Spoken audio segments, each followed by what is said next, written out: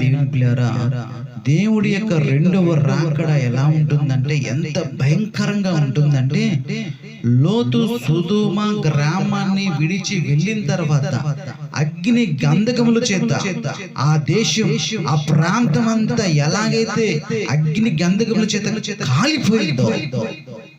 ప్రియ దేవుని పిల్లారా, చూడండి రెండవ రాకడ ఎలా ఉంటుందంటే, అందరూ కూడా చూడండి, ఆ సొదొమ గొమొర్రాలో ఉన్న ప్రజలందరూ కూడా మొక్కలు నాటే వాళ్ళు మొక్కలు నాటుతున్నారంట, ఇల్లు కట్టుకునేవారు ఇల్లు కట్టుకుంటున్నారంట, పాపములో జీవిస్తున్న వారు పాపములో జీవిస్తున్నారంట. వాళ్ళ ఇష్టానుసారమైన జీవితాన్ని వాళ్ళు జీవిస్తుండగానే లోతు దినాల్లో జరిగినట్లుగా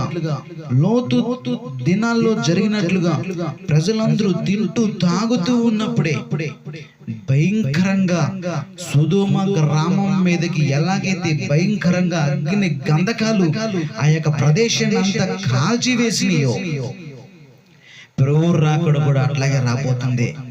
ప్రియ దేవుని పిల్లారా, ఎప్పుడైతే సొదొమ గ్రామాన్ని లోతు విడిచి బయటికి వచ్చిన వెంటనే ఆ యొక్క ప్రాంతాన్ని అగ్ని గంధకముల చేత కాలిపోయినట్లుగా నువ్వు కూడా ప్రియ దేవుని పిల్లారా సిద్ధపాటు కలిగి దేవుడి కోసం ఆ సొదొమ గొమొర్రా పట్టణాల యొక్క ప్రాంతం, ఆ ప్రదేశం, ఆ గ్రామాన్ని విడిచిపెట్టి లోతు వచ్చినట్లుగా నువ్వు వస్తే, నువ్వు వచ్చిన వెంటనే ఆ ప్రదేశాన్ని దేవుడు అగ్ని గంధకముల చేత కాల్చేయబోతున్నాడు. Praise the lord.